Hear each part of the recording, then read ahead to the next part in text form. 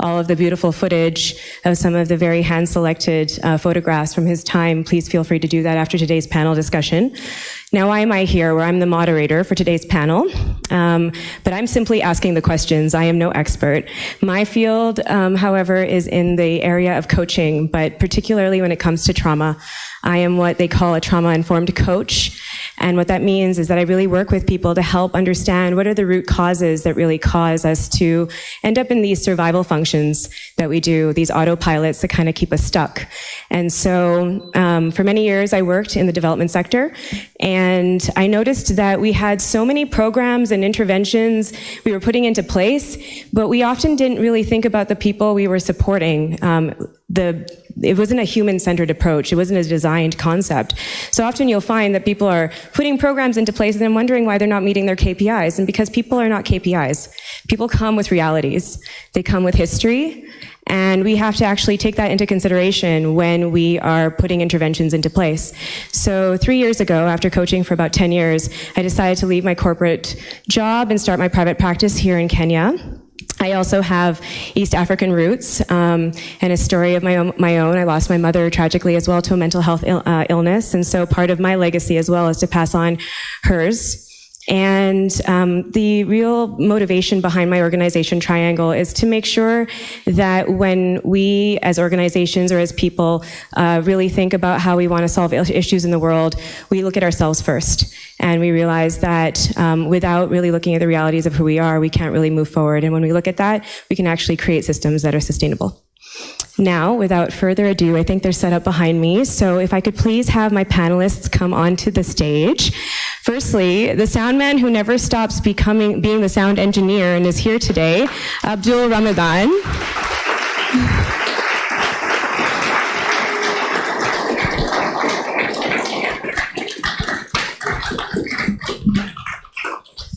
Thank you so much.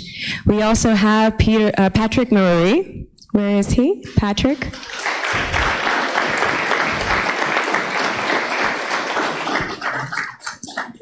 And Tom Osanjo. Please come to the stage.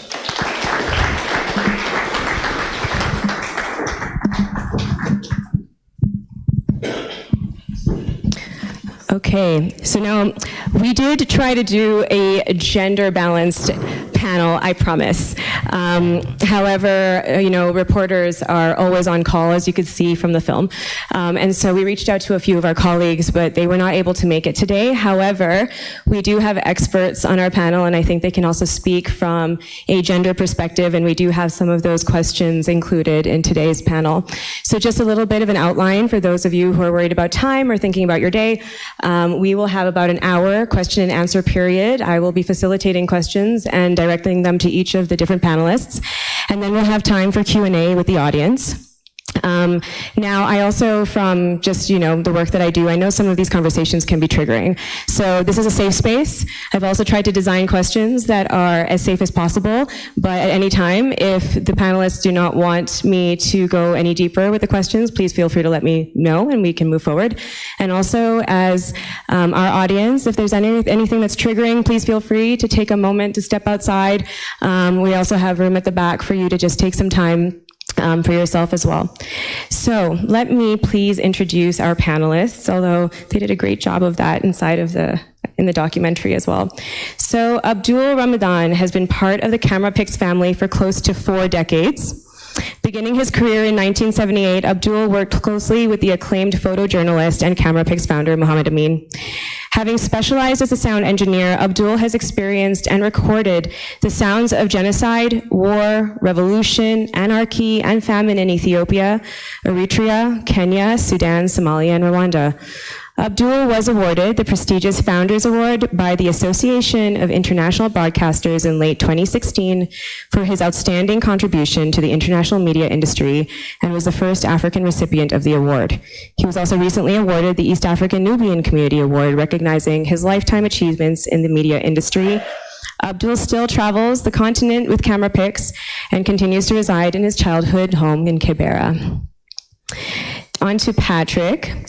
Patrick Murray is currently an independent video news, features, and documentary producer based in Nairobi, Kenya. He trained and started working in 1991 at CameraPix under Mohammed Amin, and then later joined Reuters with over 25 years of working for Reuters Television as a cameraman, editor, and video producer based in Nairobi. He has worked in multiple countries across the African continent. He's also worked in Pakistan, Iraq, Israel, the Palestinian state, and various other countries in the Middle East. Over the years, Patrick has worked in difficult conditions, documenting conflict, civil war, coups, famine, and drought, recording the devastating effects on human population and especially on the elderly, women, and children. On the brighter side, he has also been involved in documenting people and countries recovering from conflict and crisis, along with positive stories on arts and culture, sports, personalities, wildlife, and the environment.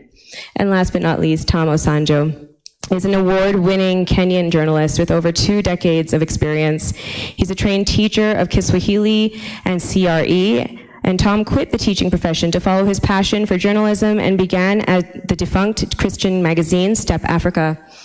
After Step Africa, Tom joined Kenya Times as an education and features writer and later became a parliamentary reporter. After that, he joined Kenya's first business daily, Business Africa, as a senior reporter, and later news editor and the chief parliamentary reporter. In 2009, Tom won the inaugural Joel Bells International Media Award and was its 2017 Coaching and Leadership Media Fellow at the World Acclaimed Journalism School, the Poynter Institute in St. Petersburg, Florida. After a depression bout that spiraled into alcoholism and saw him end up at the Retreat Rehabilitation Center in Tigoni, Limuru, Tom is now a mental health campaigner, talking from his personal experience. Please give a warm welcome to our panelists.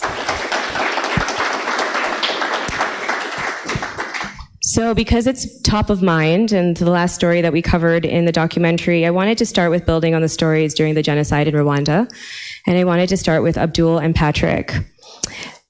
Moments that stand out from the film about your experience here include when you, Patrick, painted the picture of humans behaving worse than animals.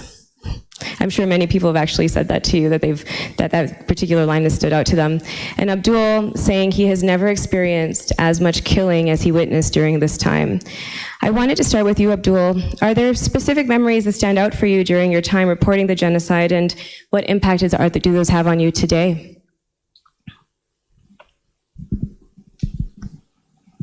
Sound check, 1 2 1 2. First of all, I would like to introduce myself. My name is Abdul Rahman Ramadan. If you take 3 words from my name, means slave. It's Abd Rahman, slave of God. And now I'm Abdul CameraPix, slave of CameraPix. So born in Kibra 70 years ago, and I'm still working with CameraPix. So I'll just go briefly because normally Soundman is not talking too much. Everything I'll leave it to a cameraman and maybe a journalist. Mine was just a small, because normally I do check audio. I don't check people talking to each other. And if you really want, I will just explain even the sound of a bullet for you, because I think in Sudan, they nicknamed me Aburasas, father of bullets. So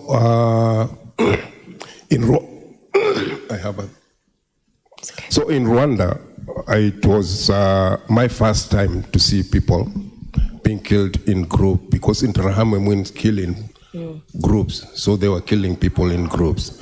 And in Somalia, it's only, let's start from Kenya. During the 82, August 82, I saw a few people, and some of them were killed in front of me. But in Rwanda, they're using a machete. And they were like killing a group of people, more than 10, 20. So one day, we were on our mission, the Interamwe comes to the hotel and call us and say they're going to kill people. Before killing in church, there were people who were in open ground. We couldn't film that because one of our Kenyan was right in there. He was also a sound engineer for CNN. So we had to negotiate for these guys to release him. Took us like 45 minutes to talk to them. And then suddenly they agree with us because that guy knows our names and he wrote it on a piece of paper. And one of the leader of the Interahamwe just released him because we know each other. Because there's a lady insisting that the guy is from Rwanda and he kills a lot of his family around the neighbors. But he's a Kenyan by the name of Mbogwa. I think few of people knows him, maybe the young generation. So what did it take for you to actually help them escape potentially losing their lives? Well, when he was released, he went back to the hotel. It was not a hotel, it was just under the tree because he was sleeping under the tree. So he went there and collect all his belongings, go to the airport. He got a plane, a UN plane, to Burundi, and then from Burundi to Kenya. As soon as he touched Kenya soil, he resigned. And I think now he's doing something else. And I was happy because for me, I saved life of 3 people.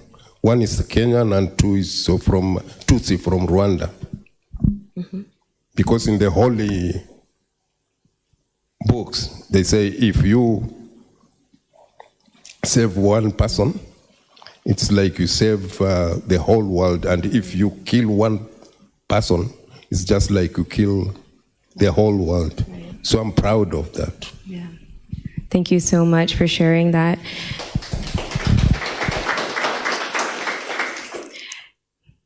Patrick, anything standing out for you as you're listening to Abdul speak about some of these candid experiences?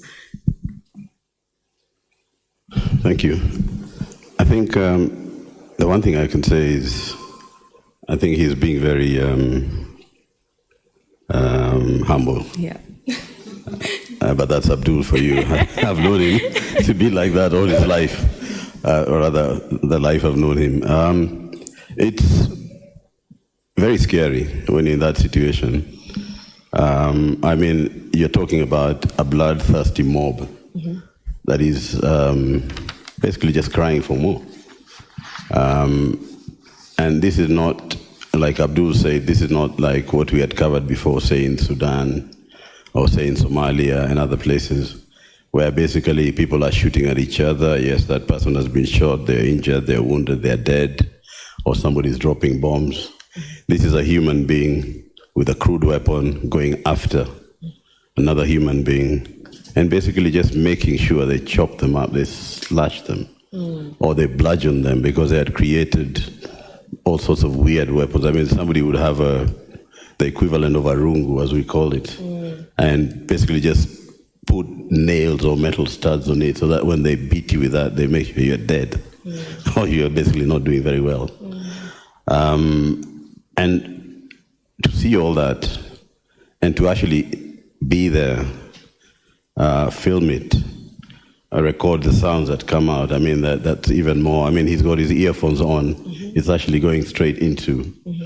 For me with the camera, or for then, I guess it was Mo Shafi, our colleague, the late. With your eye to the viewfinder, you're focusing on getting the images, focusing on where you're stepping.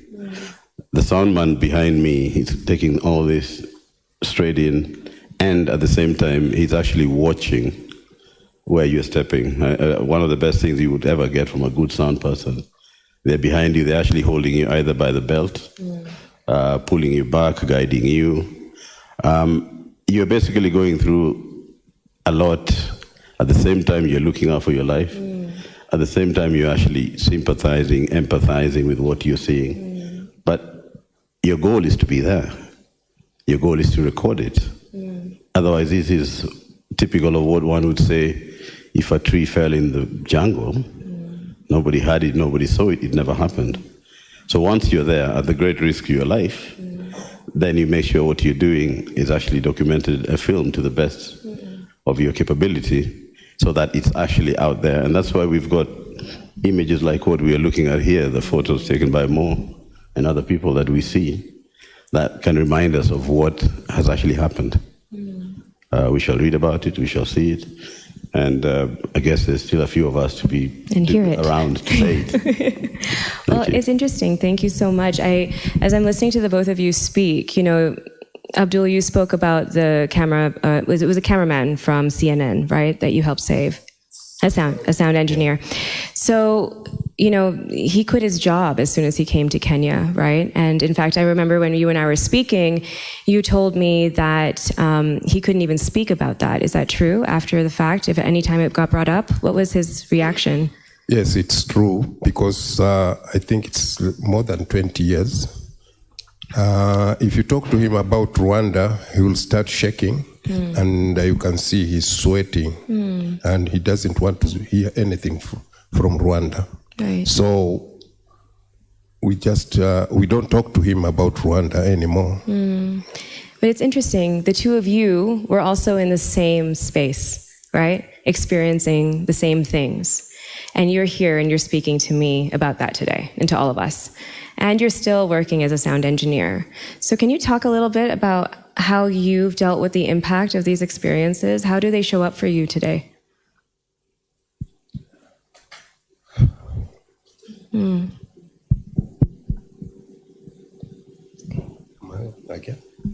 So how are you able to sit here with us today and speak about these traumas in a way that doesn't seem to impact you the same way as it did him? Well, first of all, you saw the clip. Yes. When I was shedding tears, it was not shedding tears because of joy or because of what. Yeah. I figured that one out. Yeah, I was shedding tears because I think we are only remain 2.5 from our group, because like 7 of our people are dead. You're talking about Bashar. 2.5, me, Patrick, and I think Salim is half because he joined us late. So 2 of us were first, and then Salim joined us when he was kidogo. When everything is quiet. Yeah. So is there ways that you've learned? I haven't finished. So You're when done. when I shed tears, because it's me who remain to talk about the people who has passed away long time ago. Right. It will be better if it's Mohammed Amin was around. He was supposed to talk about both of us, 2.5 of us. Yeah, but he also gone. So we remain like history for the other people in camera pics. Patrick, do you have anything to add on about how you're able to be here with us today, speaking about these tragedies? I really don't think there's much to add on to what Abdullah said. It's just that maybe in a way that there's people left for now to just tell the story, and it's not tell the story from seeing a film or hearing it from somebody. Or, in Africa we've got the storytelling is very much in our culture, where generations, stories live on through generations by storytelling. But this is actually an eyewitness account of somebody who was actually there, who saw it, who has lived through it. And as Abdul has said, there is a lot of us who did not make it through. Some were during these incidents that we were covering. Mo and Brian Tetley, again, were the story, but again, they were very much part, if not the head of this Camera Picks family. There are others who basically went down depression, went down through basically a process that they just could not live with what they had seen, or rather feeling helpless that you were there, and apart from filming it, you can't stop these people doing what they're doing. Right. Otherwise, you become basically a statistic like what you were filming. We thank you for being so supportive of passing on these stories so that the rest of us know what's actually happening, the realities that are happening behind the scenes. Tom, I wanted to pass it on to you. You watched The Sound Man today, and I know you've also had your own experiences with trauma in the field. You particularly talked to me about your experience in Mogadishu. Can you help tell the story for our audience today?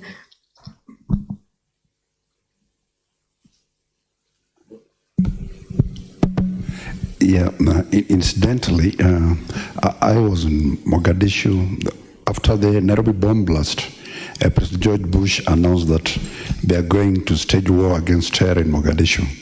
So all journalists, at that time I was working as the Deputy Bureau Chief for Pan-African News Agency. So all journalists were heading to Mogadishu, which normally happens when people are running away from danger, journalists are running there. So why it connects with the Soundman is that one day I tell my fixer and my 10 bodyguards we're working with that I want to go where the journalists were killed in 1993. So they told me that time Mogadishu was split in warlords were controlling different parts of Mogadishu. For example, if you're in Westlands, there's a warlord controlling Westlands. If you cross to Parklands, there's another guy, and so on and so forth. So they told me that place is headed by a different guy, and it'll be quite difficult passing through. Certainly, okay, let's try. We went into a drift. Coming up, we ran into a roadblock. There are sandbags all over. And before I knew it, there was a young boy, I think he was about 13 or 14, holding a gun to my head, because apart from killing journalists, the Somalis had also learned that there's a lot of money in kidnapping journalists and foreign aid workers for ransom. So they told me, we're not going to kill you, but your organization is going to pay. And the funny part of it all is that they were arguing with my security team, and it was all in Somali language. I could not understand anything. So I asked the guy in charge, Mohammed, what's happening? So the guy told me very casually, they want to kill you. I actually laughed because the casual way he said it. They argued back and forth. So I told Mohammed, I think your driver is a fast driver. What about if we try just dashing off? They told me, no, we can't. On top of the buildings all around, there are these snipers with their guns trained on us. What saved us is that the hotel where we were staying, the owner was also a serious warlord, and he was very, very feared in Mogadishu. If you touch any of his guests, he'll come for you. So after about 1 hour or so, we were let free. So going back, yes. So going back to the hotel, I told those guys we are not taking that route. Even it means we'll drive all the way to Kenya through Garissa and come back, but we're not going through that route. Right. Yeah, it was quite scary. Right. And then on the Rwanda part, I'm a junior come lately when I joined, but years later I was doing a story about refugees. And there was quite a number of Hutus who had fled to Tanzania in a place called Kibondo. And some of them are said to have been the people who killed in Rwanda. But getting them for an interview was very, very difficult. And the interesting part is that there was a lady, she was a Mzungu, a white lady, in the refugee camp. And I found it very strange that a white lady would be a refugee in a camp in Tanzania for refugees. So later I got to learn that this lady was the widow of the pilot whose plane crashed, sparking the genocide. she was not safe in Kigali, so UNHCR decided to move her into a refugee camp with very serious security as they were working on ways to take her to another country. I tried getting in touch with her, but she flatly refused. She would wake up in the morning, sit with her 2 daughters out of the hut, and she'd just gaze into the space the whole day. And I said, there's someone going through serious mental issues. Right. Yeah, thank you. Thank you so much for sharing that with all of us. And you just mentioned the issue of mental health, right? And so there's so much talk within the journalistic community about post-traumatic stress, right? And I know that that's something that you're very passionate about. Can you tell us more about how experiences like this have you noticed impacted you over time and how you started to cope with them? When I was entering the newsroom, or I entered, this guy is much more my senior. I think my generation is the gap that, because I entered the newsroom when the typewriter was being phased out. I actually used a typewriter. Maybe the young people here never had the clap of a typewriter. And when there was the dark room to develop photos, and even mentally, I've seen things change, because back then, Patrick will tell you, you go cover a serious story, and at the end of the evening, for those who enjoy their beer, you go sit over a glass of beer, you laugh over it, and tomorrow you're on for another assignment. And fortunately, with time, these things pile at the back, because the human mind can store a lot of things. So unfortunately, unknowingly, these things are piling at the top of my mind.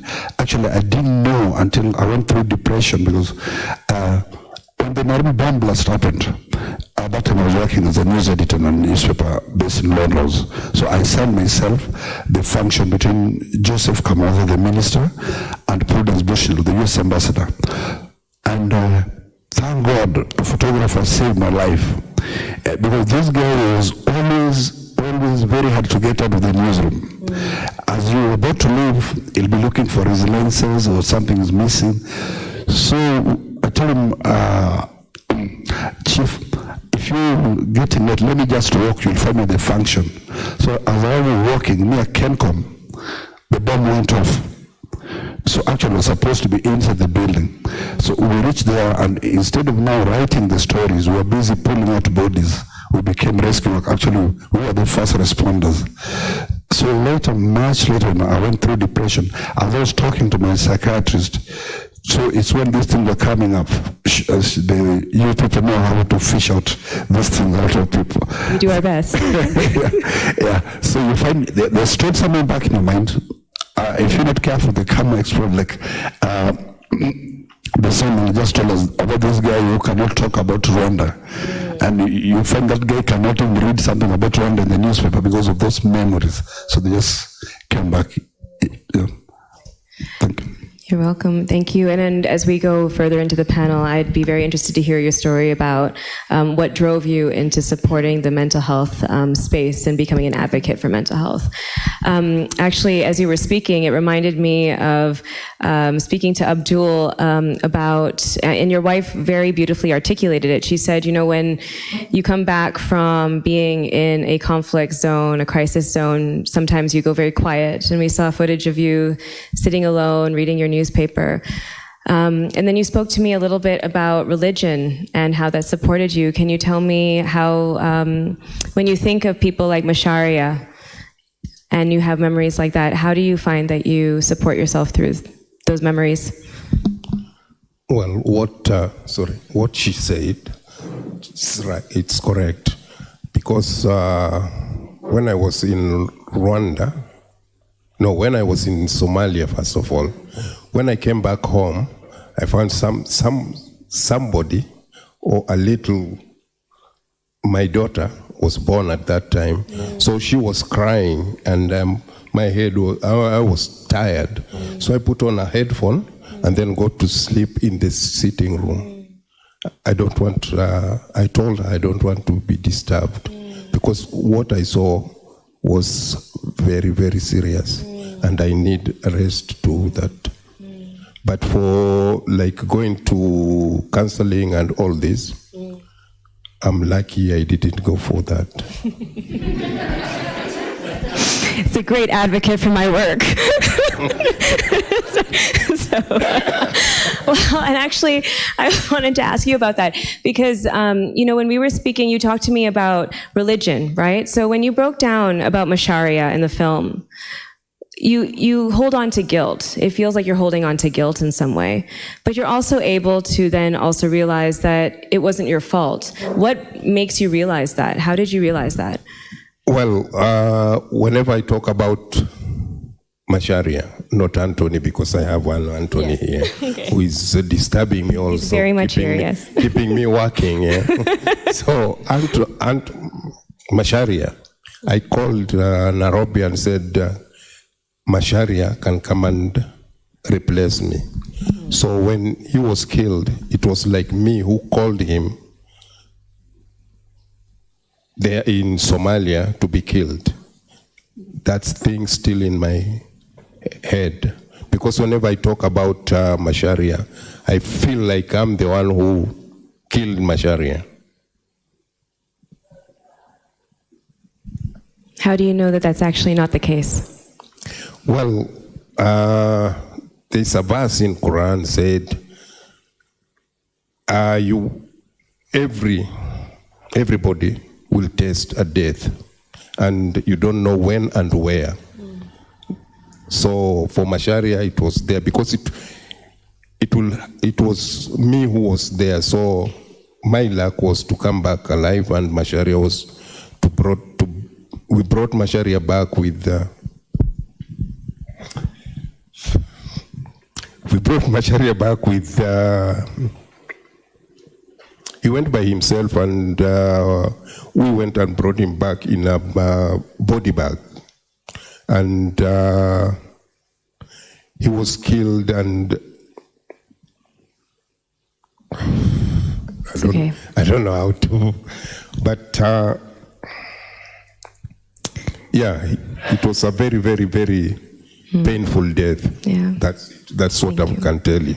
I can't explain it. And what I'm hearing from you saying is that it's really religion that's brought you through. It's the understanding that timing is ordained, and whatever is meant to happen will happen.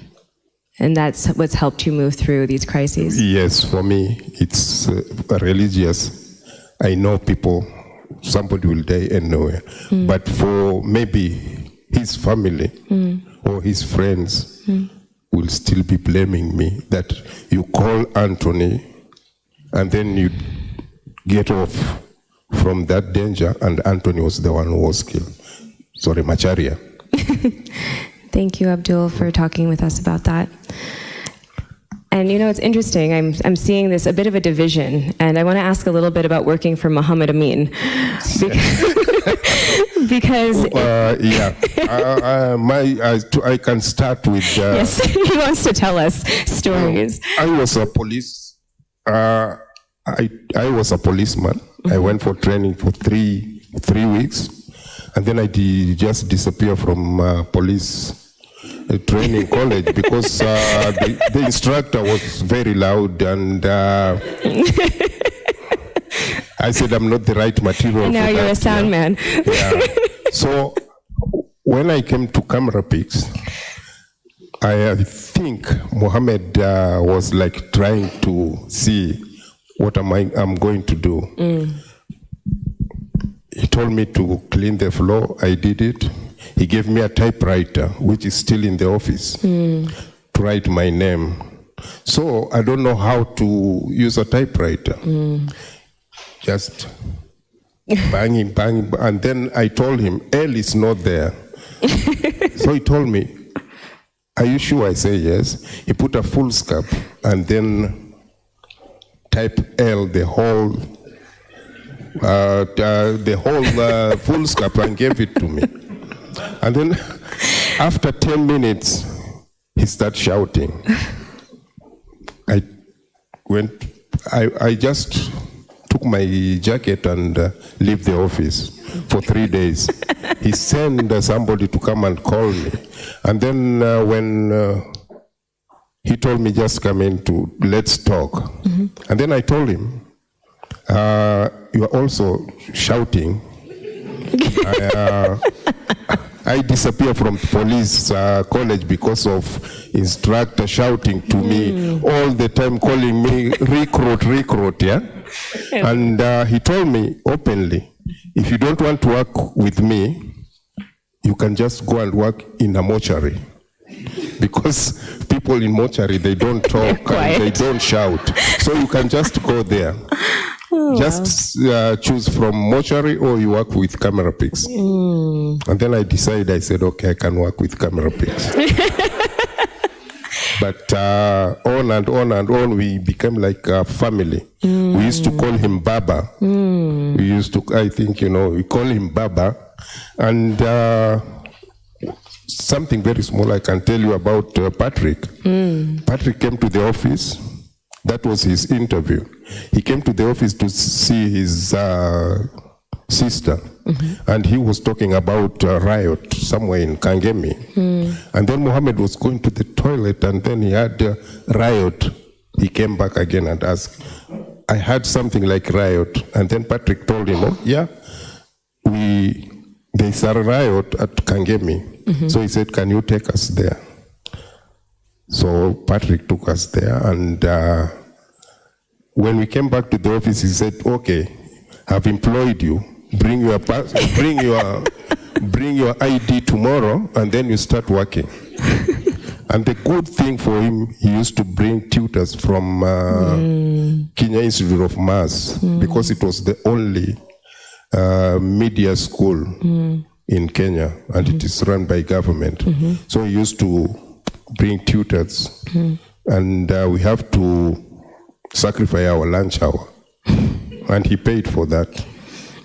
It's this interesting dichotomy I hear between appreciation and also why as you speak, but I can hear the love that you have for him. Patrick, any fond memories as you're listening to Abdul? I feel like one of the things that I really wanted to ask you is just, as we were talking about the war or the revolution, you were there for many, many days, right? You were sent into the field, you and Abdul were lying among bodies, you were having these experiences, and it doesn't feel like you were able to say no to your boss very often either during these times.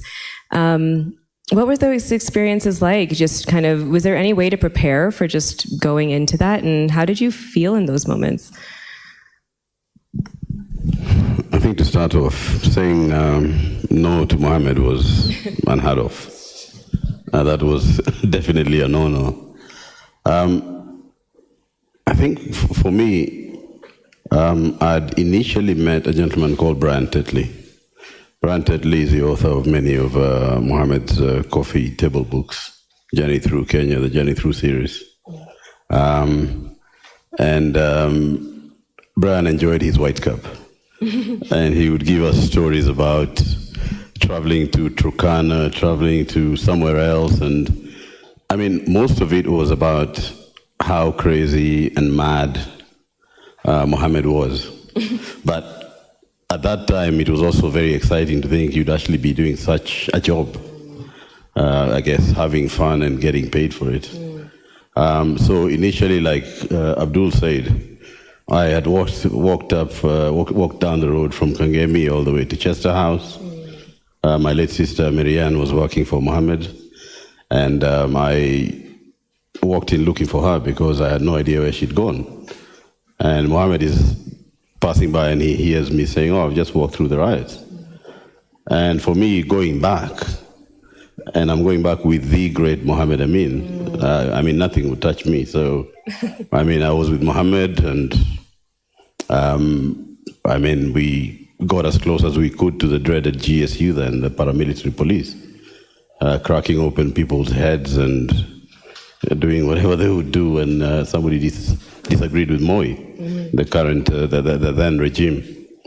But then later on, when other things started happening, and again, you would then look on to the experiences of Mohammed. And Mohammed would tell you, you know what, there is nothing like if, but, or maybe. If I ask you to do something, or think. you don't think, you go and do it. Basically, I think we got into that mindset whereby by and by we would end up either sourcing out stories and going to him and saying, hey, I can get into Somalia, I can get into this other area. And I think by then we had learned quite a few tricks from him. And then it's again, reality hits home when you get onto the story and you realize actually it is dangerous. People are getting injured, people are getting locked up, beaten, killed. But then in your competitive nature of being fast with the story, fast as in number one, being fast as in quick to bring it back, and seeing that these are your images that have been broadcast. I mean, then we were going out through an agency called Viz News, which later on became Reuters.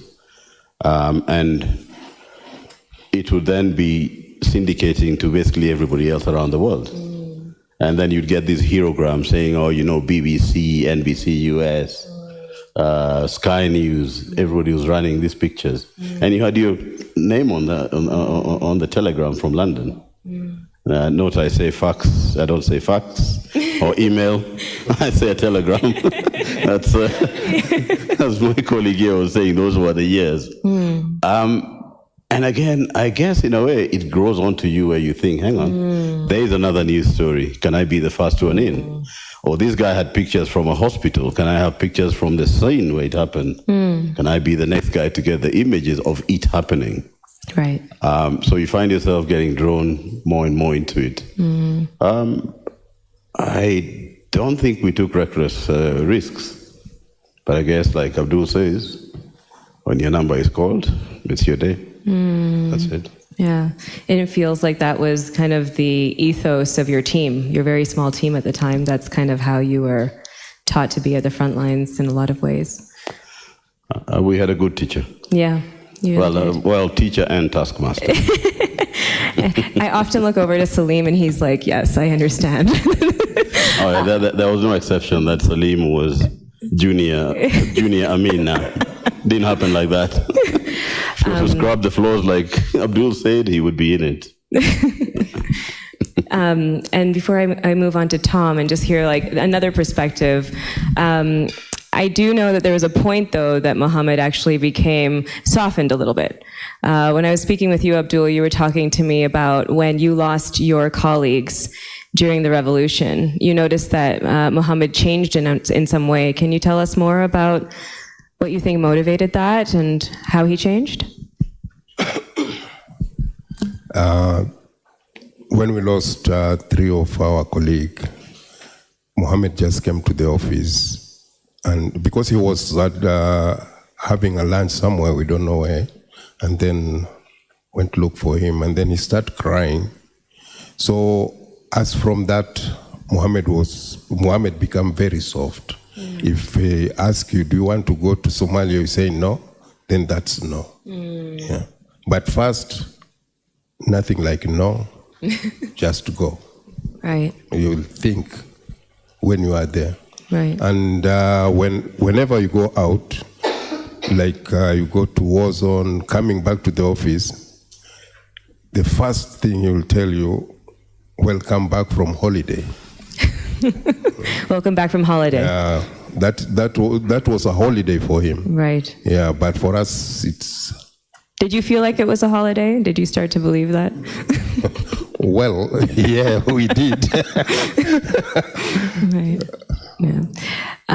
Thank you so much. So, Tom, hearing these stories, I know that you have a bit of a different take on this, right? There's a different way that you coped with some of the experiences you had in the field. Can you maybe tell us a little bit about what your experience was like in the aftermath? Your experience in the aftermath. So how did you deal with some of the traumas in the field, and how did you notice that you had to kind of take a step back? Okay. Meanwhile, I just want to comment that I find it very ironical that the soundman does not love sounds.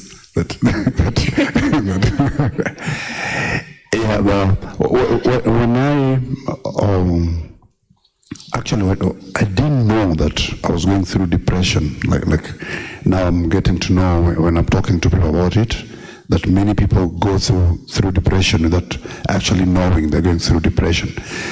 But I could tell that there was something different about me, because basically I'm someone who loves, I'm the life of the party. If I go anywhere, like making people laugh, I'm always outdoors.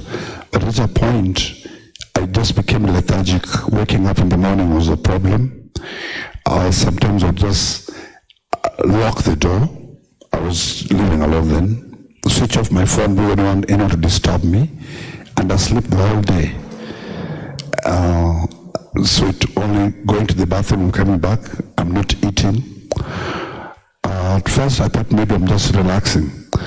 And then I realized if I go out, if I take 2 or 3 bottles of beer, I'll get a good sleep. So 2 or 3 beers turned into 5, which came 6, 10, 11, 12. Before I knew it, depression had driven me to alcoholism. So I went, the organization I work for is very strong on mental health. So when I went to the staff clinic, the doctor referred me to a psychiatrist at Aga Khan. So we did a session with her, about 3 hours. So she told me, you know what, you are going through clinical depression, and number 2, you are an alcoholic. So she called it a double diagnosis. So she told me, now we have to work on these 2. And the best way to work on them is that you don't stay at home. You need to be a place where you taken away from your normal environment.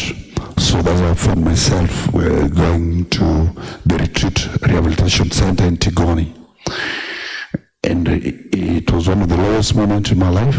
I mean, I'm Thomas Sanjo. If you key in the name on Google, you'll get hits and hits of stories I've written, things I've done. And now here I am in a rehab. But everything depends on your mindset. Because I found guys there who were very bitter. There's this guy who gave instruction that his wife should never step there to see him, because he was very bitter with the wife for taking him there. On the second day, I sat down and I said, okay, I'm here 3 months. My employer is paying for it. I'm not paying it from my pocket. And my salary will be getting to my bank account, and my expenses will be less. So, like the sermon said, I said, now let me look at it like I'm on a paid holiday. And the day I made that mental shift is the day my healing started. So to me, it was a holiday, and I was one more encouraging the other people. And we used to have a cabinet, we elect, and I got elected Minister for Information. So every day I would produce a newsletter of what's happening. And that first really made my healing come faster. Yeah. And I believe in that moment, that day I said, I'll not hold a pity party for myself. I'll decide this is a holiday. And I left that place fatter than I went. Thank you. Yes. And I want to recognize that, in our culture, right, talking about mental health is already considered taboo. But to have a man on our panel today to be able to speak to this and to allow us to feel free to realize that we all have emotions that we're dealing with, and to realize that we can break the stigma against it, I just want to really honor and acknowledge you for that. So thank you so much for that. As we speak about this subject of mental health in the industry, what support systems do you feel, this new age of media and journalism, based on your experience, both personally and professionally, that we need to start putting into place to make it a safer environment? Does anybody want to take a stab at that question first?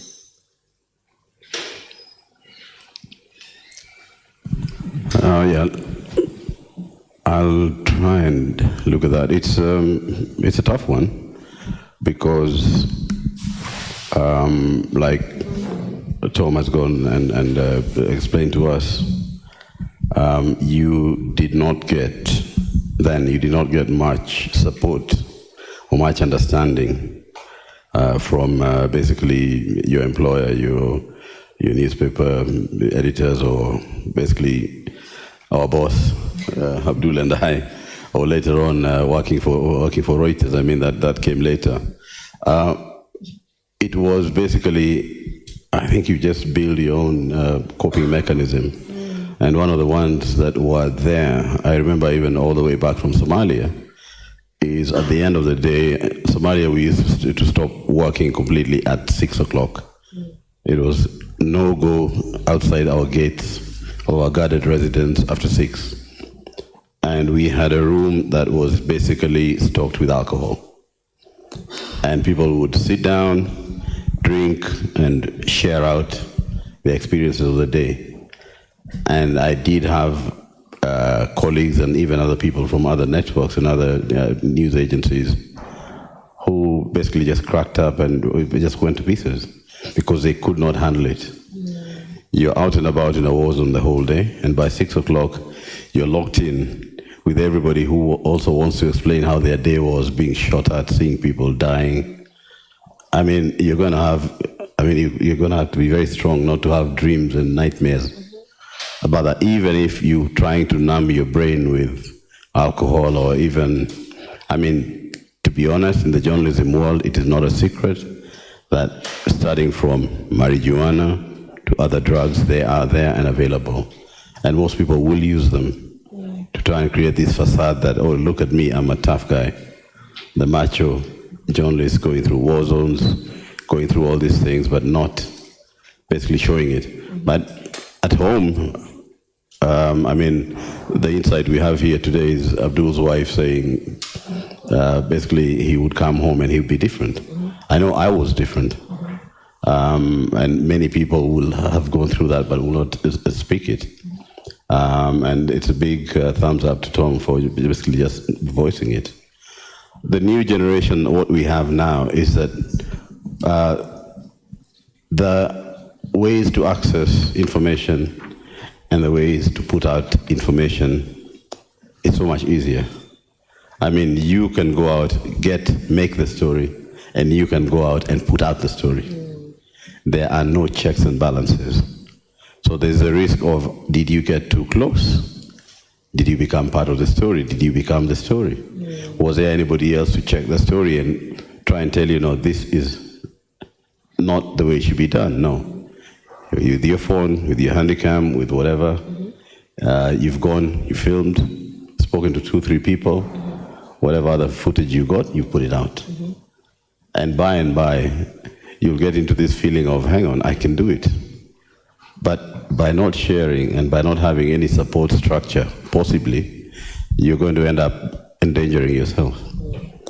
Putting yourself into that same thing I mentioned before, whereby, hey, hang on, I'm the macho guy. Yeah, nothing's going to happen to me. But at night, when you go to that room, it's either yourself, like Tom was saying, he was staying by himself, or it's you and the people close to you, like Abdul and I in those days. They're the ones who will see the difference. And if nothing is done to help you, then you're on your way out. I've had people who've committed suicide, people who've till now basically are dependent on some substance or the other. And unless there's a proper support system set up by anybody who's working for you, or rather you're working for, or the people around you who see the signs, then it is it's scary. It's very scary. Thank you for being so open about that. When you were in the field, going through these moments of anxiety, fears, grief, guilt, I imagine being in the famine, for example, Abdul was telling me about how, you're coming from a hotel where you have access to food, and then you're in the field and you actually have to fast, right? Because there are people who are dying in front of you. You're going through all these emotions, but you're trying to capture a story, but you're this very small team, right? Did you even speak about what you were experiencing with one another at the time, or did you even recognize that you were having that impact or those fears, anxieties at the time? I think I can go back into something we watched on the Soundman which was the incident that Abdul and I shared in South Sudan. I mean, the whole trip was something we would sit back later and laugh about. But even from getting into the location that we were going to film, I remember we got into a plane at Wilson Airport, and I think the pilot was one of these Kenyan cowboys. We call them Kenyan cowboys. Everyone knows what I mean. And the guy happily tells us that he built the plane up from scratch. And that does not give you much confidence when you're looking at the engines and they're leaking oil and you're about 6,000 feet up in the air. And I think Abdul was sitting right behind him, and the guy starts peeling an orange, and he opens the window and throws the peels out. So that was the beginning of our adventure. And later on, you will cover plane crashes, and you will still go back on such an aircraft to go and film a plane crash. Now, either you're completely bonkers or there's something wrong with you.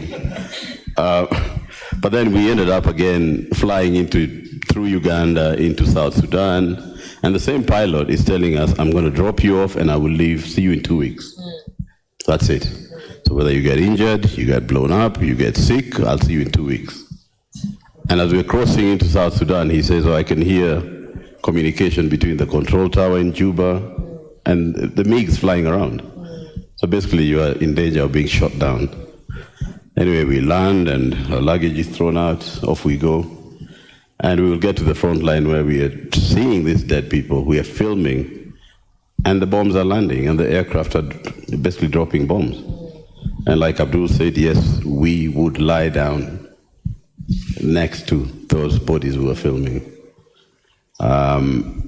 Later on, then we did not have, Abdul being a good Muslim and us being in the middle of a war zone, there was no beers to go through and calm you down for the evening or for the night. So we would just sit around and talk. And that is where this Abdul said that comment, and he said, you know what, if our mothers, our parents were to see what we go through, they would just say, come and sit at home and basically you'll be fed for the rest of your lives. But that sort of talk, I guess, that chat, be it like we're joking, would also help to basically offload the thoughts that you might have with you. We would laugh about it, we would be sometimes completely serious and sober, because you realize you just missed death by inches. And then later on it would come to hit home when we saw colleagues dying. Like you asked and Abdul was saying, we would see the difference in the person we used to call the boss and Baba and the taskmaster. He would also mellow. Abdul, you were with Mohammed during the famine, correct? You were a sound engineer during the famine. And, that kind of became the trademark for him as a photojournalist, right? What do you think it was about experiencing the famine as a Baba, as you call him, during that time that changed him in some ways compared to other stories? What made that the thing he pioneered for? Well, for sound check 1, 2, 1, 2. For genocide, for drought, famine. For Mohammed, we went with him, and I think I stayed there for 2 weeks and then come back again to Nairobi. The thing that I saw myself was also not good to tell people, because people are dying, also like small children. They are dying everywhere. And Mohammed will be filming, and then he will be carrying a small boy or a small girl to a safe place. He will be filming with one hand, and the other one, he carries the children to the safe place where he thinks it will be safe for them. So his fatherly instincts came out during that time. Yeah. Hopefully that warms your heart a little bit more, Salim. But, and so you feel like in some ways the reason why he really fought for the victims of the famine is because there was something that hit him in his heart. Exactly. Because those guys, those people are dying, and when you are filming, somebody will just come to next to you and then they will just ask for food. Mm-hmm. How can you feed thousands of people? Mm-hmm. Right. So I want to move on before we go to the Q&A portion with the audience to thinking about responsible reporting. We've talked a little bit about working for Muhammad Amin, and I thank you for that and your experiences and how potentially we can create safer environments. But we also have to think about our audiences and also the people that who are the subjects, right, of our stories. And so there's a new term that's been coined called trauma-informed reporting. And what that really means is that your reporting rules get thrown out the door, when you walk into a room with a trauma survivor that you're about to interview. You don't pretend to know their experiences. You also create a safe space for them. And you make sure you don't leave them with harm at the end of the day, right, as you're walking out of the room, and really do justice to their stories. So and I wanted to ask you first, Tom, how do you feel like we need to, as we're reporting trauma, think about the subjects of our stories to make sure that we don't leave them with harm after we essentially capture the scoop? It's quite a delicate balancing act, because on the one hand, you want to tell the story, and it gets more difficult for those journalists in established news organizations, because if you go to Facebook, if you go to Instagram, if an accident has happened on Waiakwe, you find a citizen a random person has posted about it, and because of pressure you want to compete, you also need to tell your story to your audience, but you're competing against someone who does not have any professional ethics. They'll just post whatever they find their way. So you have to balance that how do I compete with these people and I get my audience to get the value for what they're buying from me. The other thing also is the way we frame our stories. One of the things when I talk to journalists, I tell them, especially Kenyan journalists, is when they're reporting about suicide, you find if you watch TV and someone has taken their life, you'll find that on the screen there'll be this rope. And there's something called copycat suicide. You find if you report about suicide, in most cases there'll be another suicide, because people who are going through issues say that guy finished his or her problems by committing suicide. So it's this way, it can happen this way. So you really don't know. It's a very delicate balancing act, because you want to report about this thing, but also don't want to trigger people coping what happened.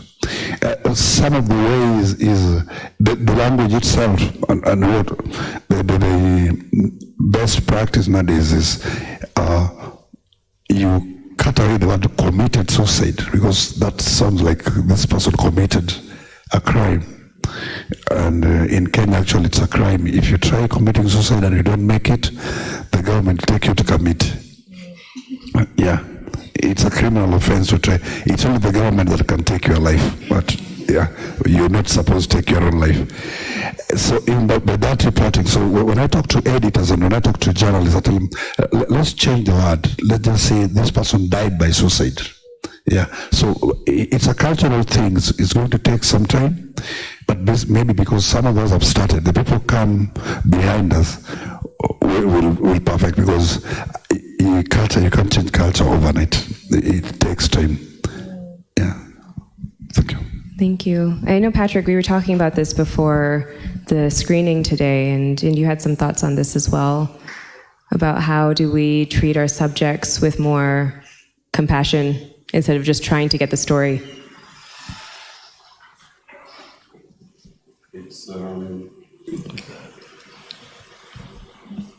think it is not a subject, it is not an object, it is a person.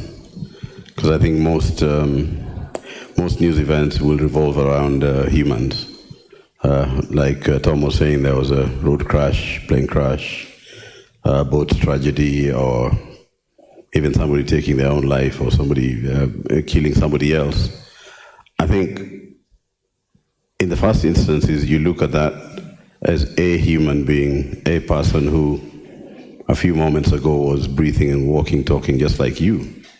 And they have got family, they've got parents, they've got children, siblings. They had a life, basically, well, can't be exactly the same as yours, but they did have a life as well. So stop looking at them as an object.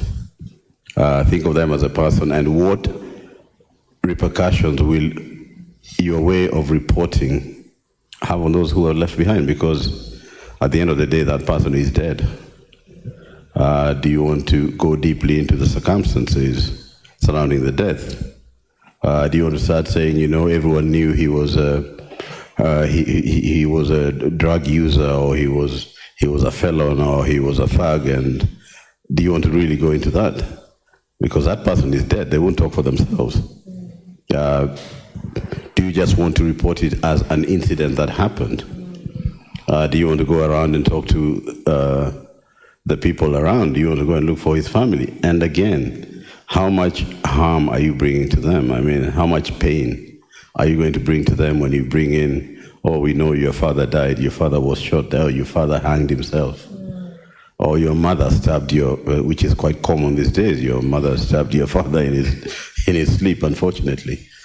And you'll always have that nosy neighbor who says, oh yeah, we know he used to come home drunk, and they would fight, and we knew it was going to happen. But I mean, as a journalist, as a person reporting that story, I mean, what direction are you taking? Are you being objective? Are you being impartial?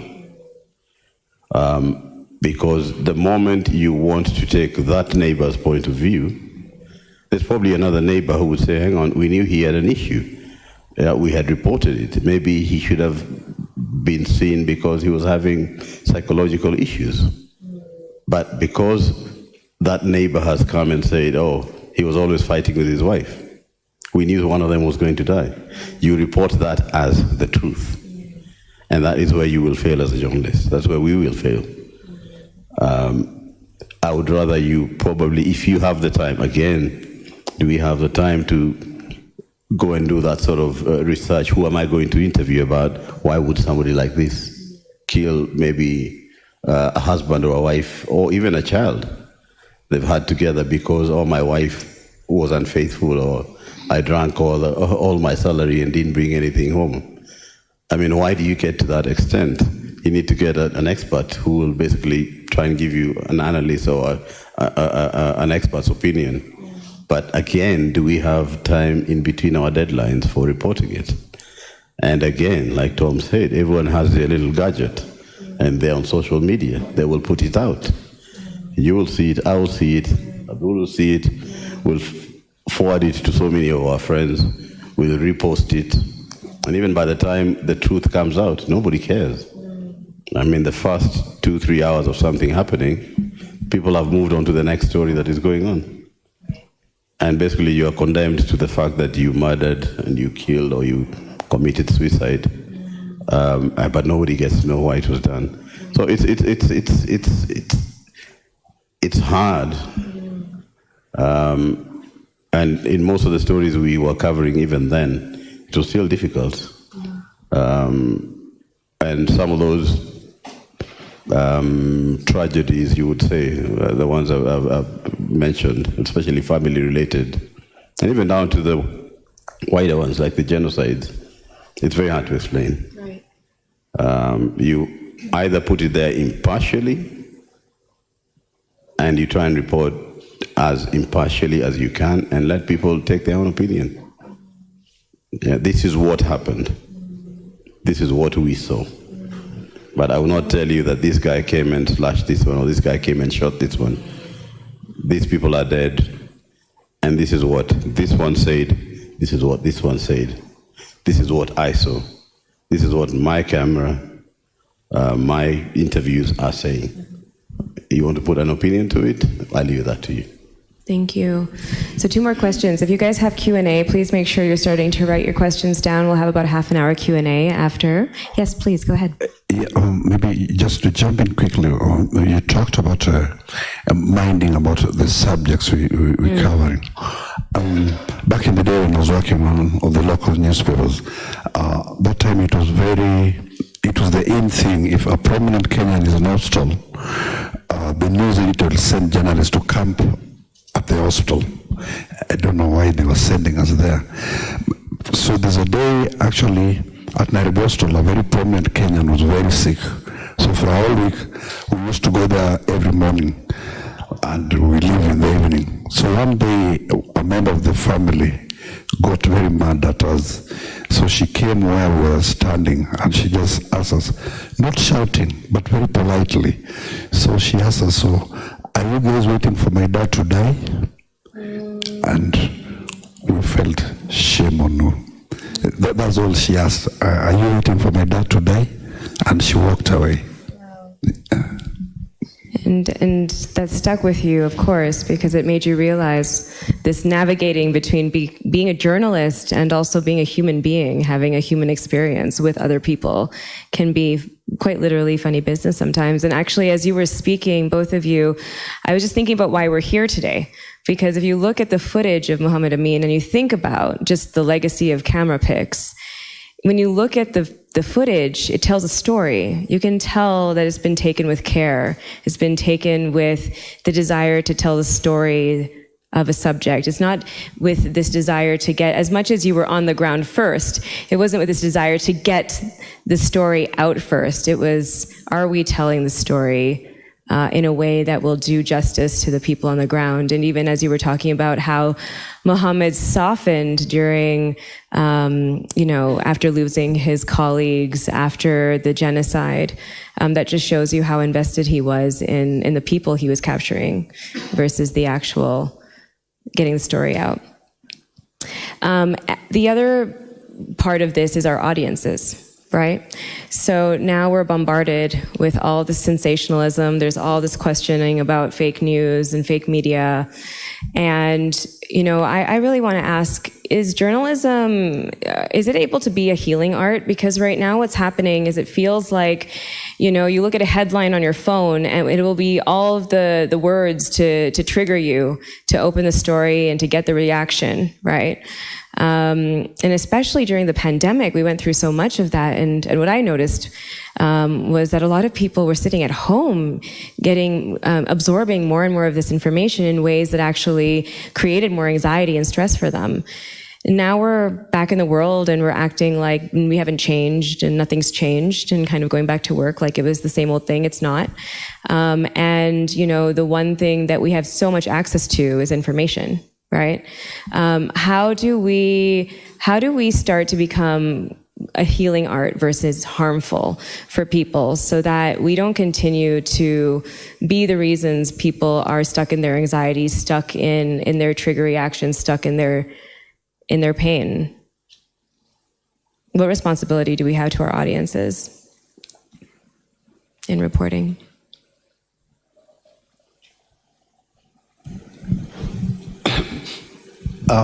Maybe not with breaking news, but I think the news managers should make a deliberate effort of doing a follow-up story on how the effect of this. And also, I think if you go through it, I got admitted during COVID. And I did a story, and the editor told me, actually, this story has made me laugh, though it was a sad story, because I called this young man who lives in the 7th quarter behind my house, and I told him, you know what, Mambo, I think I've got COVID because I was not breathing well. So Mambo told me, we call I told him, can you call an ambulance? So he says, no, I'll drive you. But I told him, you know, you are risking your life. He told me, no, I'll drive with the windows open. So we got to Matt Hostel. There was no bed. Then by that time, my breathing was now becoming slow and laborious. And Mambo started driving like Shekameta. And I'm back there lying in the seat, and I'm thinking, at this rate, this guy is going to kill me in an accident before COVID gets me. So when I read the story, many people loved the story because I did it with a light touch humor, and then even talking about the people I was sharing the word with. So I believe that there's a way, if we, as news managers, we tell our reporters that after breaking the story, someone was killed. What about going back there tomorrow and talking about talk to the family? Or what kind of a dad was he? How are we gonna miss him? What is he doing in the community? I mean, those kind of soft reporting, I call them soft reporting. They can also, I think they can get something with the audience. They can get traction with the audience, your readers or your viewers. Yep. No other responses? It's a new age concept, maybe. Well, if there's no responses to that, I wanted to ask both Abdul and Patrick, thinking about your time with Muhammad, being here today. I know it's very rare to sit with the both of you, so thank you so much for your time. If Muhammad was sitting here today, what would you want to say to him? Maybe Abdul, I'll start with you.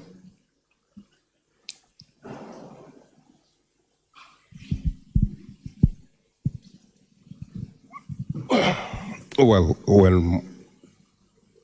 I will tell him that you hold our hands and you brought us where we are. Thank you. You also spent many years with him. So would you give him any words of advice? After all wars with Muhammad, I think I spent a lot of time with him. Yeah. So would you give him any advice as your boss? Would there be any words of guidance? Well, not to shout. I said, because if you shout, then that is over 120 dB. That is not correct. But if you want to talk to somebody, you have to talk between 75 and 90 dB. So he was shouting, he was not talking. So I'll tell him not to shout again. He would probably tell you to buy earplugs. I think the best person now is Salim. We are the people who are shouting to him. If our salary, he delayed our salary, we have to shout to him. Wapi pesa yetu bwana, haki yetu. I'm sure Salim heard you loud and clear, Abdul. Patrick?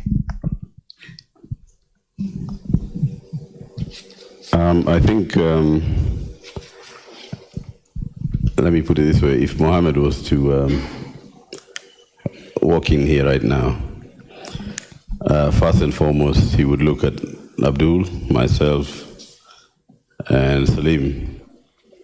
And he might not shout, but he would convey a very strict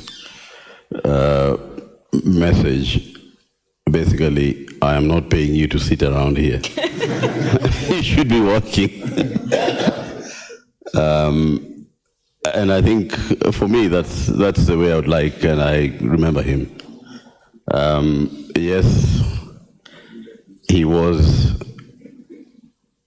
one hell of a taskmaster, yes. Mm-hmm. But coming up in the world of journalism there in the early 90s, I don't think I would ever wanted anybody else to be my teacher. Wow. Or my mentor. I would not be here saying what I'm saying now. I would not have seen and done the things I've done. I've not met such amazing people as Abdul, who, as much as he keeps to himself, he's got a hell of a lot of knowledge in him and wisdom.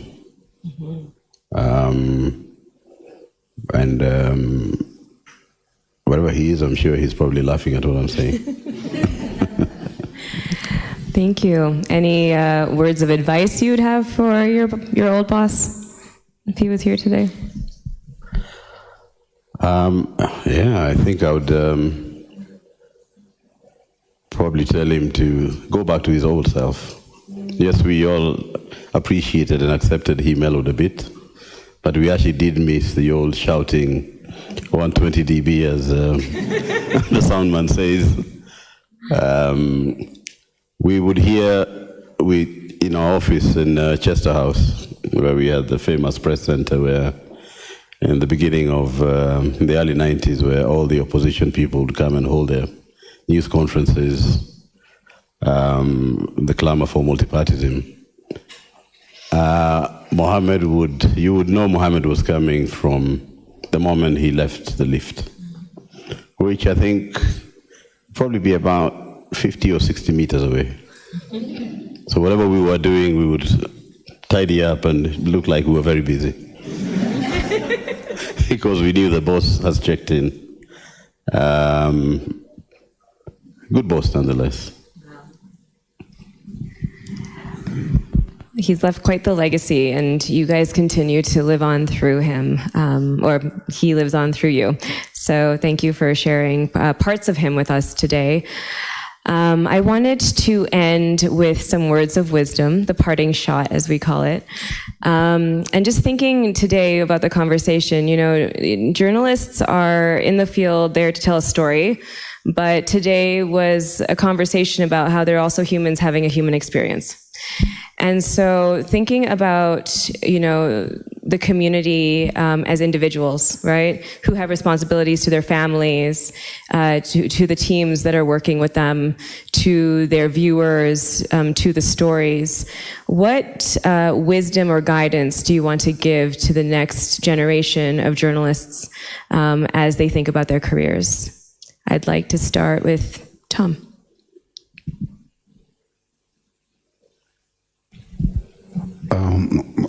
Over the years, I've come to realize there are two kinds of journalists.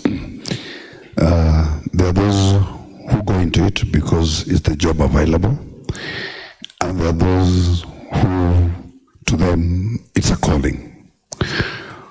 And to both, whichever side you find yourself in, I think integrity matters a lot. Stick to the truth.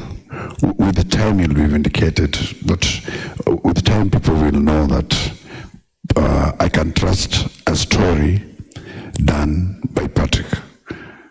If you are gay, people cannot trust, you cannot last long in the trade. Your byline is your trademark. Thank you. Thank you.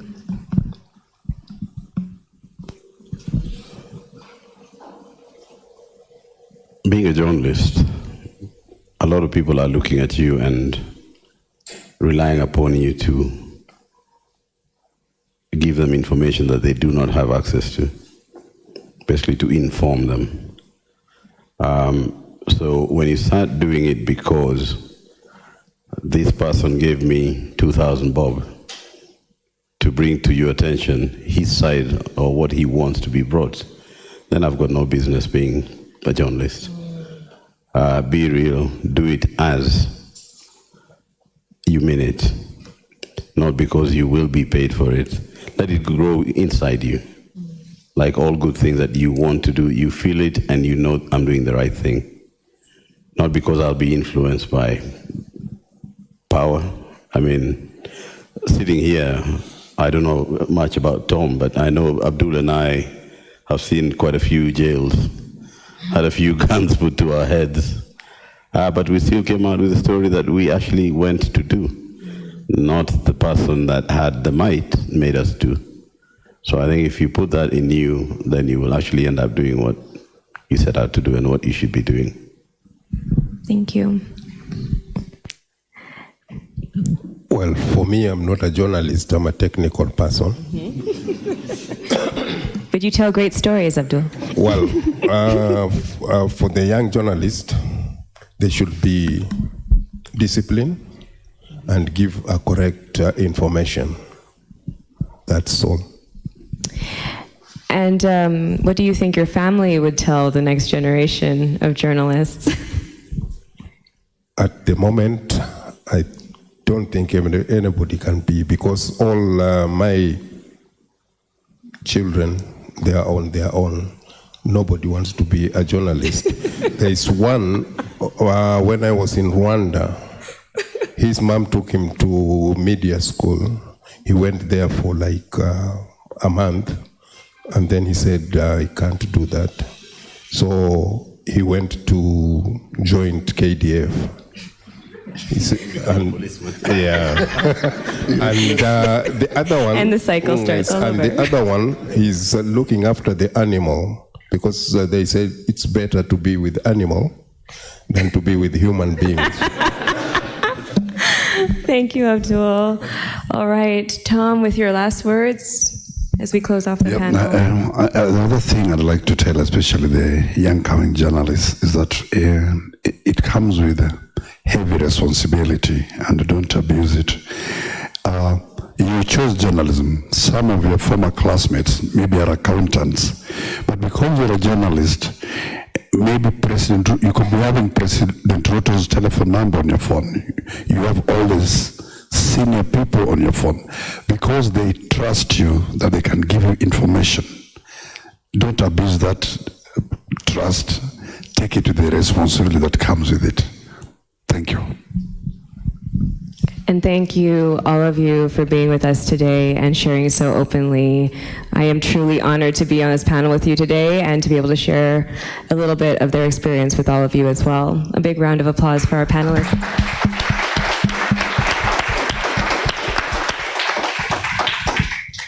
Okay. Sorry, before you Yes. take to the audience, Yes. I would like to thank everybody. Should I stand and... Arambe. First of all, I would like to thank Patrick, and also I would like to thank Chip Duncan, who is a producer, director of the documentary that you have seen here. And last but not least, Salim and his family, Mr. and Mrs. Salim Amin, and Dolly Amin. So Chip Duncan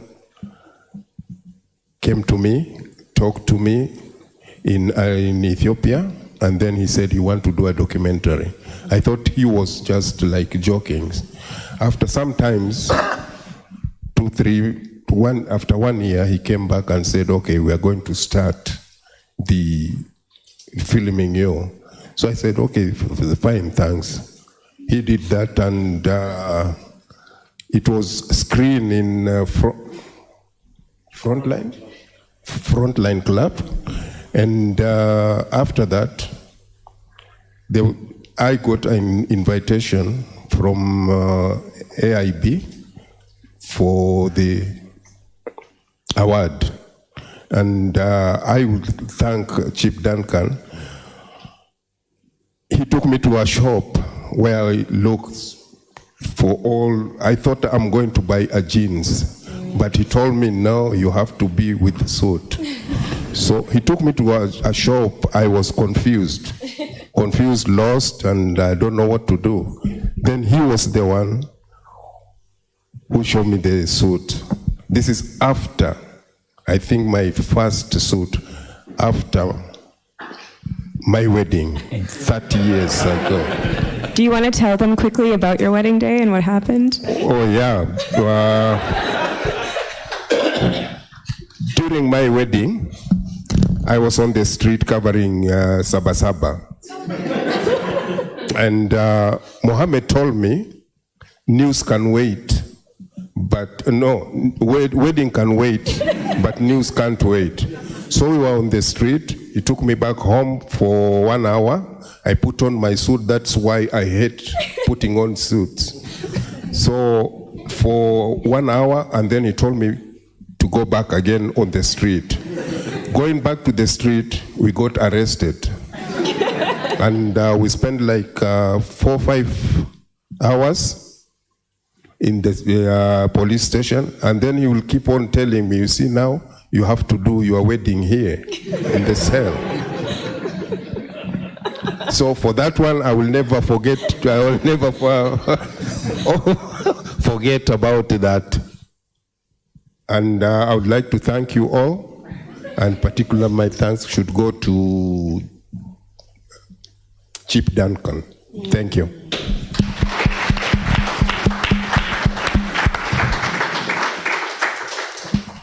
All right. We only have, I'm going to ask who has a question. Okay, perfect. Then I'll come over to you. Hello, my name is Deborah. I'm a film producer.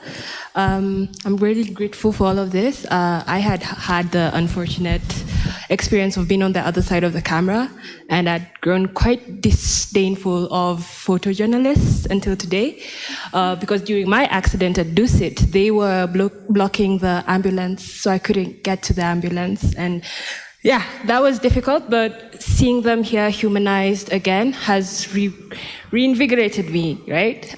So my question is one to Abdul. As a sound engineer, I left photojournalism after that and went into sound.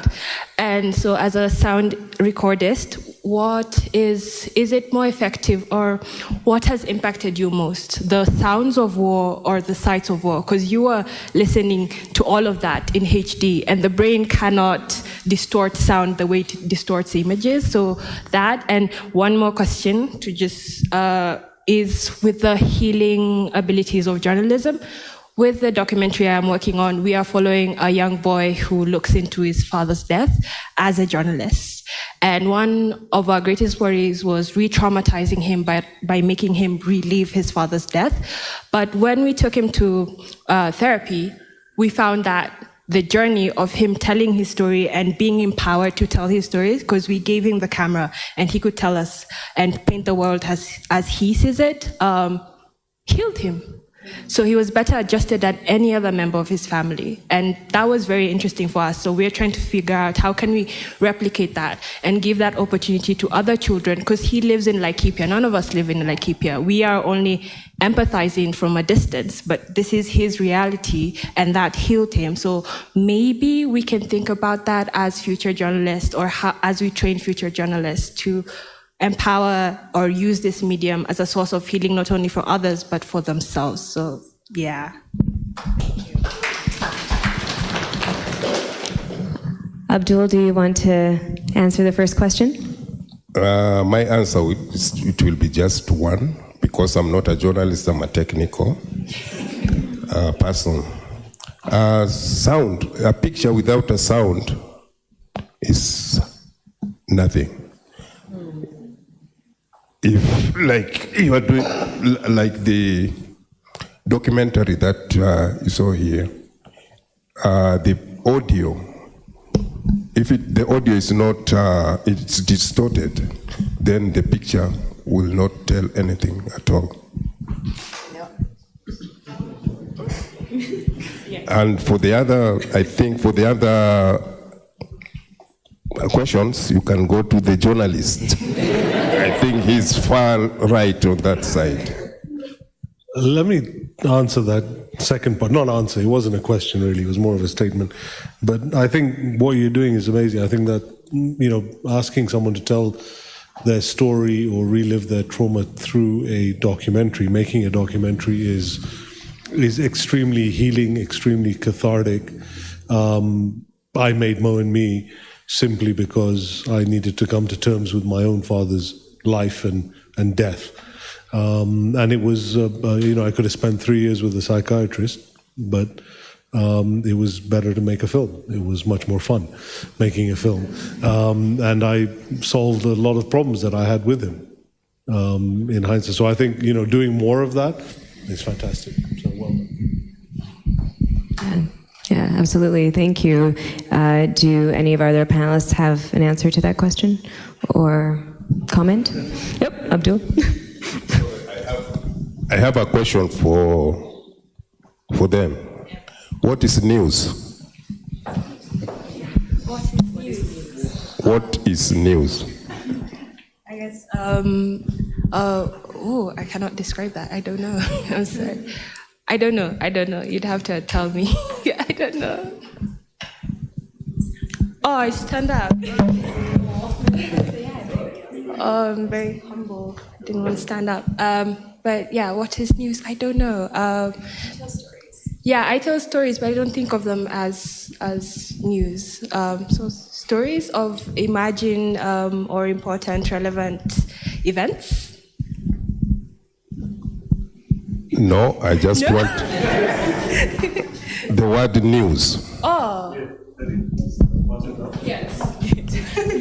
Here we go. So my name is Teddy Warrior, and news, I think it means north, east, west, south. Correct. But yeah, it is north, east, west, south. You send people to go and collect information from north, east, south, and then give it to a duty editor, and then the duty editor has to supply to the media houses. You are correct. Thank you. Asante. So you mentioned humanizing the subject, that they're not a subject, they're a person. And I've been thinking a lot about another group that seems to be very dehumanized these days, and it seems to be journalists and people working in the news industry. And so, one, I just wanted to say I'm really grateful to be here, just to hear more of your human story as you went through this. And two, I'm just curious, how do you think it would change your emotional health and also the trust that people have in you if we started to humanize journalists more?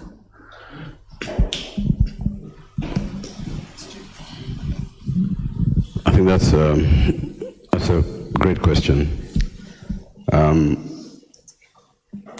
One, the lady at the back just mentioned something about how journalists behaved at the Dusit terror incident, which I think is unspeakable. Because, like I said, ours is to document what happened. That does not mean that you get in the way of people going there to save lives. I think part of what I was talking about was in the situation we were in, the wars and the genocides and the rest, we were hoping that what we film, what we record, will basically go into helping maybe some assistance to come to these people. I mean, the UN was there, but they were doing absolutely nothing. And somebody else at some point did it. And maybe in future, what we recorded just goes into a system or is put in a place where people can actually see what people can do to others. And yes, we are human, but there'll be somebody who will look at you and say, I mean, why are you doing this? Somebody is here dying. It might sound strange when I say, I am sorry that that person is dying, but A, I'm not a doctor. I am not a person who's able to do something to somebody who's basically been chopped up in a very bad way. But what if I show that this happened? Maybe there'll be somebody else who sees these images, who hears somebody talking about what happened and maybe why it happened, who will taking nice pictures, because as art, these pictures look hella amazing, you know. But stories zenye zinasema ni different. No, that's Mobutu, that's Amin, this is famine. We have the same characters assembling, the same picture can be taken right now, maybe in Ethiopia or Somali, somewhere. Like, mnafilaje as in ile kazi mnadu nika haikam full circle. Do you think we should assemble dictators in the UN and show them all these documentaries so that we can stop giving men with inferiority complexes positions of power? Because this is just a reflection of the power dynamics in the world, you know, because I'm sure this picture was taken in 84. I wasn't even born. My mom and my dad hadn't met. They met 4 years later in 88. And 30 plus years later, the same picture can be taken in the north, in Somalia, everywhere. Kila mali jikuna famine. Ni mnafilaje story, ni kaka zenye mnadu, ina go to waste, juu ni hurtful, you know. Ni mnafilaje.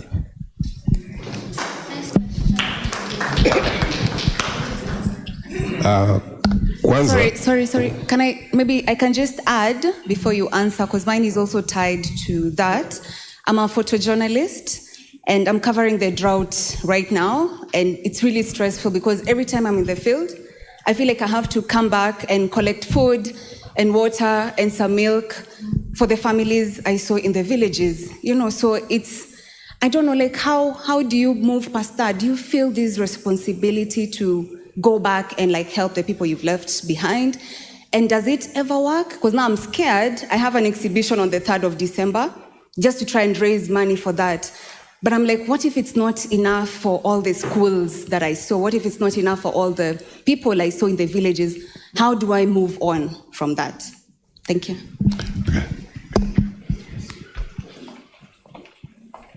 Na nitajibu yule kijana aliuliza na Kiswahili pia. Uliongea juu ya drought, ile kazi tulifanya juu ya drought na nini. Ile drought ya Ethiopia 84, Mohamed alifanya hizo, mimi nilikuwa part of that. Na vile alifanya hizo documentaries zilienda worldwide wapi.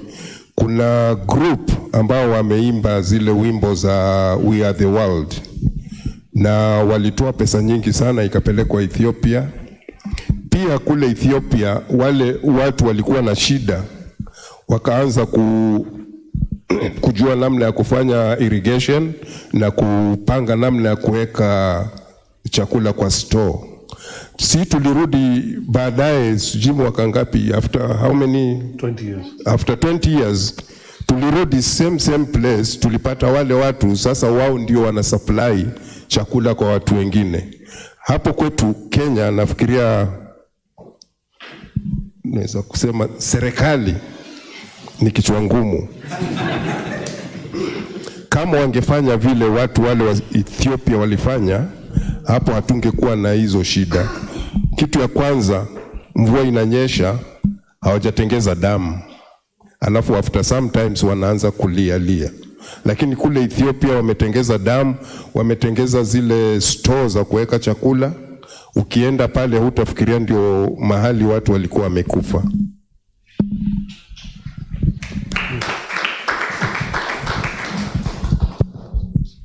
Yes, Isaboke, you asked, does it feel defeating that you do things over and over and nothing seems to happen? I think it's for your own mental well-being. You don't have to think of all those. You just do your part and you go away. You say, okay, I wrote this story. Whatever happens of that, I'm not responsible. And for the lady who's asking that sometimes she feels that she wants to go back and help, my advice is that do not be part of the story. You just be the journalist, write your story, because to be honest, you can't help all those people. That's the reality. Get it into yourself that I've done my part, I've highlighted the suffering of these people. Now it's up to others now to do their part. If the government to provide relief food or the aid agencies to bring food, because on your own you cannot feed the whole of Turkana County. It will leave you depressed. Thank you. I'll just add on to Tom's comments there, just from experience and learning about my father's work in Ethiopia in '84. He went back many times, even though there was no client service because he didn't want that story to fade away. Did documentaries at his own expense to keep telling people the same story. He didn't go and take food and do that, but he held the people accountable that were doing that work. He held the aid agencies accountable that got the money from songs like We Are the World and Live Aid and all the rest of these concerts and fundraising. And he made sure that that money went to the food that went to the people. He tried to hold governments accountable. I think that's really the extent of our job, is to make sure that we can hold people accountable as much as possible to fulfill the promises that they've made to these people. Taking food is a wonderful thing. If you can do a fundraising and you can get people, it doesn't hurt at all. But I think you have more power in terms of your storytelling to be able to tell the stories to make that difference. And going to the gentleman's comments, I completely agree. It's very depressing. What's happening in Ethiopia now is exactly the same as what happened 40 years ago almost. Same people in the fight. North, the Tigrayans are fighting a government like they were back then. Food is being used as a weapon of war again. So it is depressing that we keep going into this cycle. But again, I feel that because we don't learn that history, because young people like yourselves are not taught that history. You were not born during the time of this last famine. I don't think you learned about it in school. When you went to school, did anyone tell you about that? Did anyone talk to you about Tom Mboya and what contribution he could have made had he been alive? Yeah, so you know him. I'm glad you're one of the few that do. Or what Idi Amin did in terms of a negative way. We weren't taught that in Kenyan history, but because it's not part of Kenya, but it impacts us. So teaching that history of the famines, of the dictators, making sure that these stories are continuously exposed to younger generations so they understand the mistakes that we've made as a country, as a continent, as a world, and try and ensure that those mistakes don't happen. Those people in Ethiopia that are fighting today, they weren't born in 1984 either. And they're still, because they don't know the history. All they know is the current conflict. When I was in South Africa during the xenophobia attacks a couple of years ago, 2-3 years ago, when South Africans were lynching Zimbabweans and Nigerian shopkeepers and others and blaming them for taking their jobs away, those people doing that were in their 20s and 30s. They never lived under apartheid. They did not know the sacrifices that Zimbabweans, Mozambicans, Zambians, Tanzanians made for them to get freedom from apartheid, because they're never taught that in school. Now, if they had been taught that, and if they understood the sacrifices that those people made, it doesn't necessarily mean that they would not have that same kind of hatred that their jobs are being taken away, that this illegal labor is working for half the minimum wage and taking their jobs away. But perhaps there would be a bit of empathy towards these people. Perhaps they would say, you know what, we understand why you're doing this. We understand what you've done to help us to be able to stand here and protest, because 30 years ago, these black South Africans would not have been allowed to protest. They would have been mowed down by machine guns by the white apartheid police.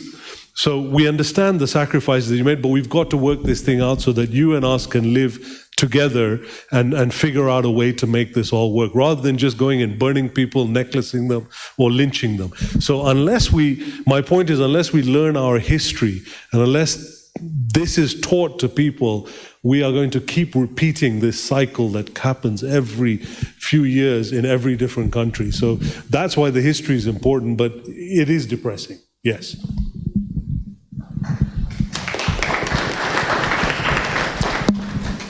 Show of hands, how many more questions are there in the room? 1, 2. Okay, we'll take those last 2, and then we're going to shut it down, but then we'll be here to network afterwards in case there's any additional. Okay. Okay. Sorry, I'm socially awkward. First of all, my name is Safia. I am a Medic, so a lot of the I do commend the work that you're doing because I have gotten the opportunity to work in Mazari. And one of my questions, first of all, before I ask, I would like to applaud the team that is putting this together because there is a lot that I learned last week that actually had me going to learn more about our history as a Kenyan. And it's fantastic. And I think the future dream of making this part of the education program is fantastic. And it's something to definitely applaud. Moving on to the question would be, you as a journalist and also Mr. Abdul as his sound technician, as he's very clearly stated, how have you coped through all the difficult moments that you've had? How have you personally, what is it that you've personally done that has helped you get through those moments? And what is it that you're doing right now that is also helping you get through those moments? Because I know from experience I may be young, but life has been hard as well.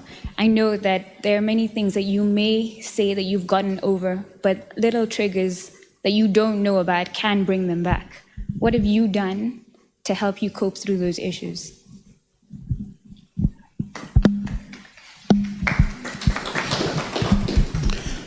Thank you. Way before we had the benefit of having somebody talk to you about what can happen to you about being in situations where you are seeing the sort of traumatic events that we experienced. We had, just naturally, unconsciously, subconsciously, we spoke to each other. We encouraged each other. Most of the time, that actually got us through the worst of the times. And there's a big lie that journalists will put out there, not just journalists, but especially us men. And I think Salim mentioned that it's unfortunate that we are an all-male panel sitting here tonight.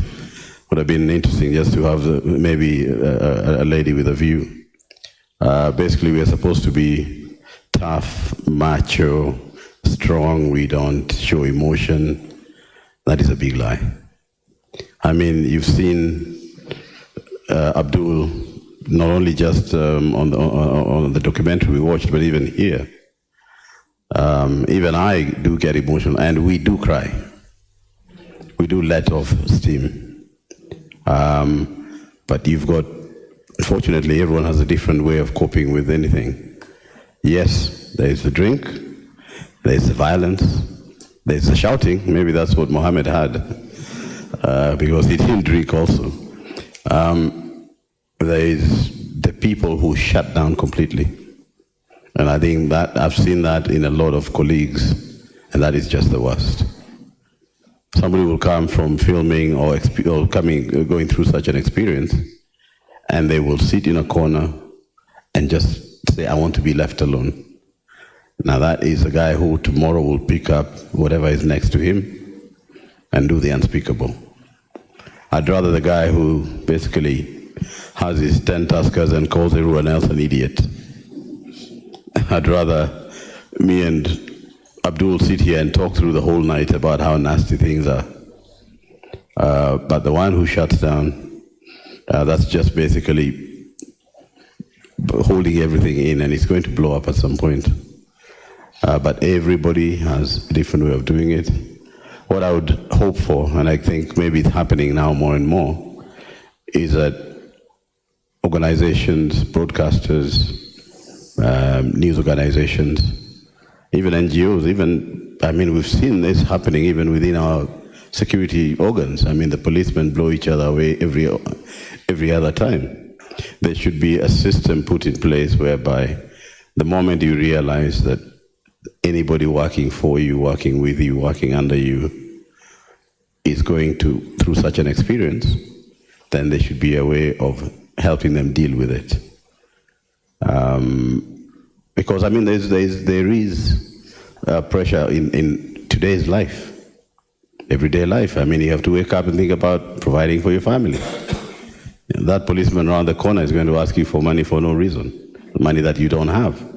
There's a guy around the corner with a knife or a gun who still wants your money. And you've got to go home and fend for your family, fend for yourself. So all these things you already have in you before you even start working. And then you get to work in a situation that is traumatic as well. You're going to blow up. I hope that answers a bit. Thank you.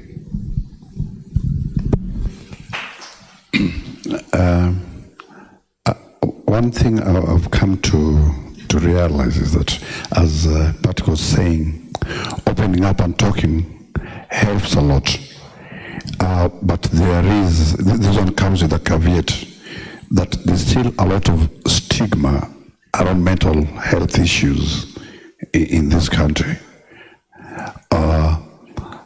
We are Africans, and African men, you're supposed to be strong, you're not supposed to show emotion. I remember when I went through depression, I wrote 2 stories in the Nation newspaper, and the next time I met a guy, he just jumped on me and was asking me, what kind of man are you? You going, unalialia tabu zako. You should be strong, you should not be telling people the troubles you go through. So because of this, many people decide to bottle up what they're going through because you don't want to appear weak. But there's also the other aspect of it, Salim, like in your organization. If someone admits that they've gone through depression, that they get tagged that there's someone who's mentally unhinged. So people fear if you go public, if there's a chance for promotion, the boss might overlook you for your colleague who appears to be healthier. But also there's this problem also of self-stigma, that people know I went through depression. So I walk into a room, I find Patrick and Abdul talking and they're looking at me. In my mind I'm saying, okay, they're discussing me. So that self-stigma also fuels people not going to seek for help. But one thing I always try to tell people is going to see a counselor or a psychiatrist or a psychologist is just as normal as going to see a dentist. It's very normal, and this is the message we should always be telling people, that it's normal, that it's okay not to be okay. Thank you.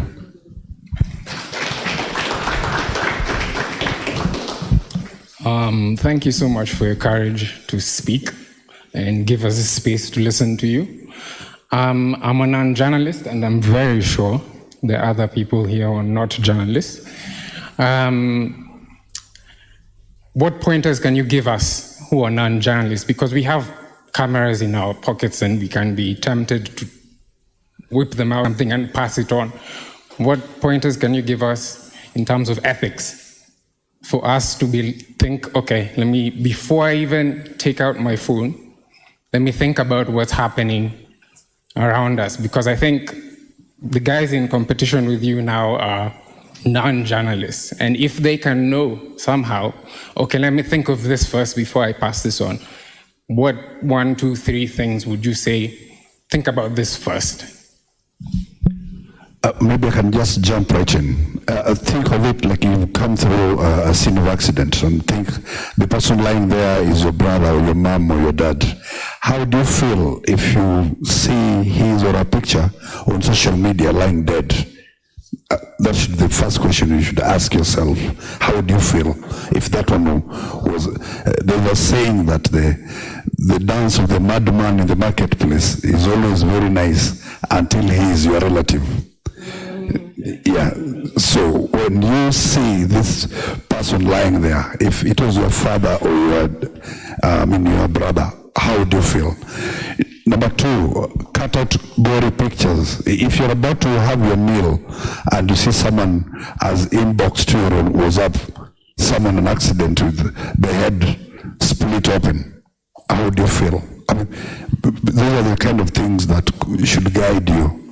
And most of them are just empathy from that you cannot be taught. They're just within you as a human being.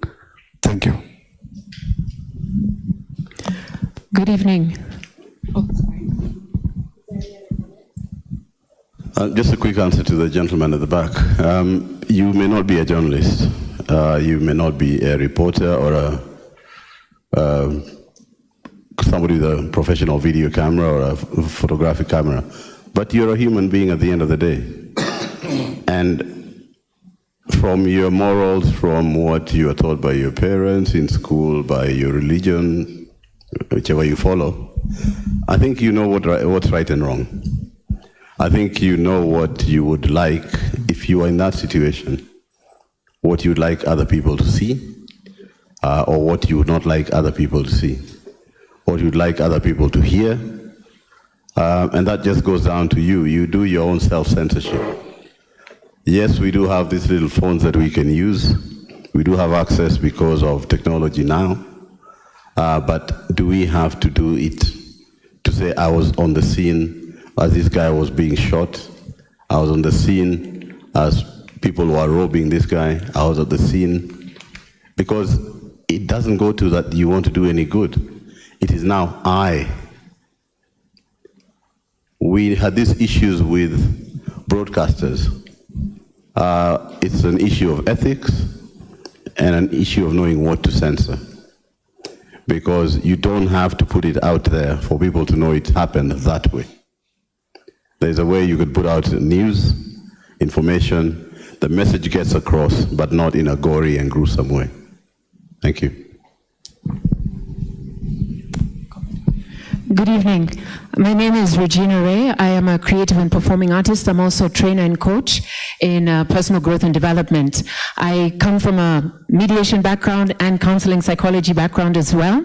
And it is my joy and pleasure to have been in attendance this evening, because I was here in the afternoon on the invitation of a friend of mine, and happened to mention that this seminar was happening, this screening. And so for me, I said, yes, indeed, I'll come back. The comment that I have to make is that I am reminded that I must hold true to my passion as a human being, stick to my passion. I must also do what is right, and I must not tire of doing what is right. I must not tire sticking to my passion, and I must not tire trying to impress upon the people coming up, the younger people, especially my little apprentice here, on following your path and your dream. And it seems to me that in some way or other, all of you have followed your path, your passion, and you've continued to do what's right in spite of everything that you've already shared. So I just want to affirm myself, first of all, and affirm you that you've been on the right track, truly. And to see these amazing pictures, the pictorials of history, actually. I brought my daughter in here, and for me, I recognize most of the people in these photos, and she doesn't. And indeed, as you were saying, Salim, we don't learn this in our history books. So the new type of history and the new type of lessons to be learned are through panels and sessions and seminars like this, are through these amazing pictures. I was able to say, there, the name that we have of our street, Haile Selassie, he's there. There's so-and-so, there's Kennedy. And I took her through all these pictures. So in one, hot flash, she was able to get history in pictures. And we must never tire, no matter how much wrong there is before us. There is much more good that is among us if we allow that and to come out and we continue telling our story. So I am thrilled to be here. I'm thrilled to be in this space. I'm thrilled to be a creative artist, which I never make apologies for. And I'm thrilled to hear from all of you, hear your stories, see you in living color. And it is my dream that we as artists, as trainers, it doesn't matter if you are doing it for money, if you're doing it in big ways. Any way is a big way. Even if you're just talking to your child or talking to somebody on the street, any way that you can impact a life. I am recharged that I should press on and forge on and never tire. Thank you. Thank you. Thank you all so much. I just feel so so energized. I don't even know how I'm going to go to sleep tonight. But firstly, I just want to, the biggest theme that resonated in the room today is that there's these questions about, am I accepted? Am I normal for the feelings that I feel, for the experiences that I'm having? Am I alone in that? And I hope today, just being a part of this community, being among, the leaders in our community, but just even knowing that it was, inspired by Muhammad Amin's legacy, his son, and this group of, and I'm just going to point out, male panelists, because this is not something that we normally see and experience, that this mattered to them. So if there's ever any doubt that how you're feeling is in question, if there's ever any doubt that there should be a change in the stigma against it, this is your proof of concept. And what I hope all of you take from this tonight is that it doesn't need to be sharing Instagram stories, always reaching out and trying to learn about what is it going wrong with me. It's simply by being able to sit in a room and say, can I be vulnerable with you? Can I be authentic with you? And realizing that you liberate another person to do that with you. When you do that, you quite literally have the power to change not only one person, but a whole. So I hope you leave with that tonight. Thank you so much for allowing us the space to do this. And with that, I bid you a good evening.